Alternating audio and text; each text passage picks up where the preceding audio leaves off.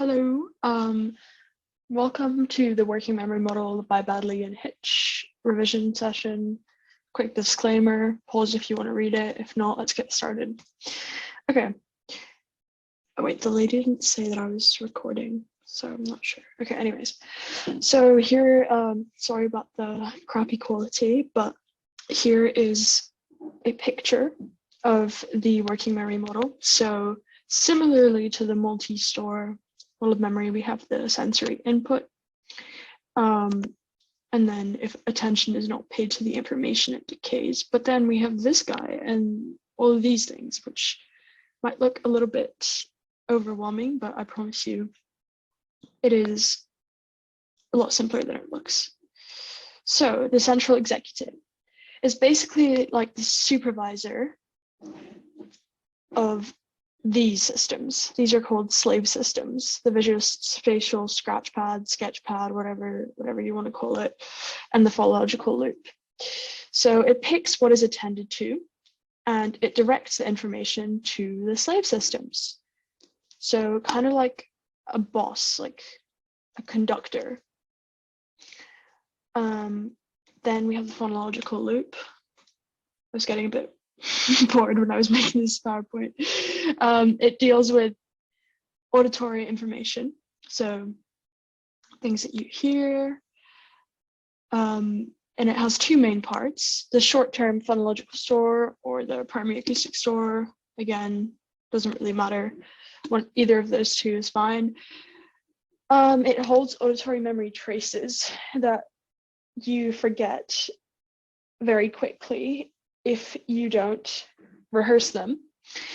And forgetting in the phonological store is by trace decay. So these memory traces slowly die out and decay. To avoid this, we use the second part, which is the articulatory loop. And this revives the memory traces by rehearsing them. So maybe when you're studying or something, when you're reading something, you say it like in your head to yourself. This is called sub-vocalizing. So like talking to yourself without actually saying anything. Not in a worrying way, but the visual spatial sketchpad, it holds, as you would have guessed, as the name suggests, visual information, so stuff that we see. So it manipulates spatial information such as the shape, color, and position of objects. I was going to put another picture, but my teacher might see this. Sorry, I promise I'm not 12 years old. And it's limited in capacity. So a good way to kind of think about this aspect of the working memory model is like when you're trying to remember a room or like your house from the outside, you can imagine. I think one of the tasks that my teacher got us to do is to think about how many windows there are in our house. And like in your memory, you can visualize your house and you can visualize the layout of your house and where the windows are and what shape the windows are. So you're using your visuospatial sketchpad. Oops, forgot to animate that.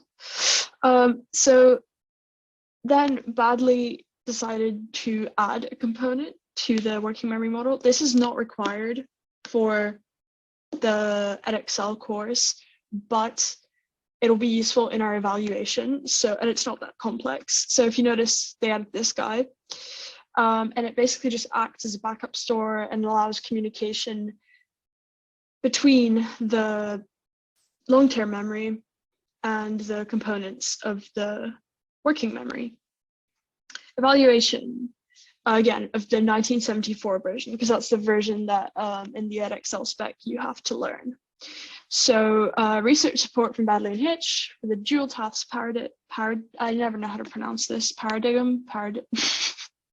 Anyways, so if they did a series of experiments where they asked participants to do two tasks simultaneously that both involve sound, and they're pretty bad at it. And similarly, they found it difficult to do two visual tasks at the same time. But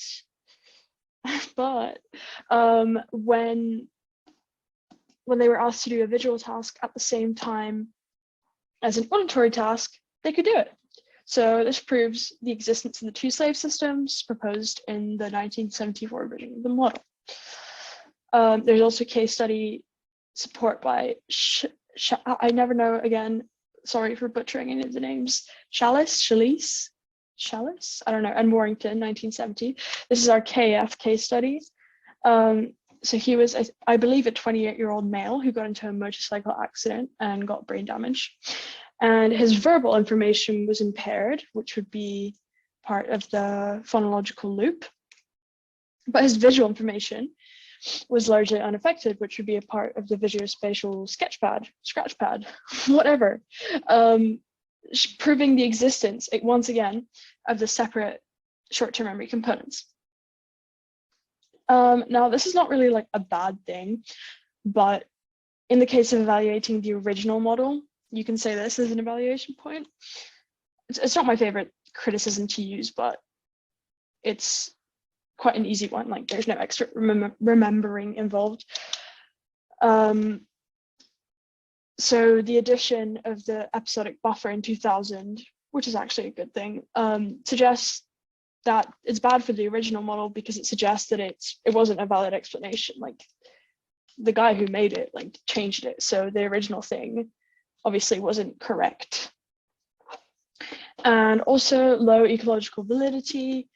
The experiments, this is kind of to do with any experiment with memory pretty much, but they use artificial tasks like memorizing word lists, trigrams, just stuff that doesn't really reflect real life, how memory works in real life.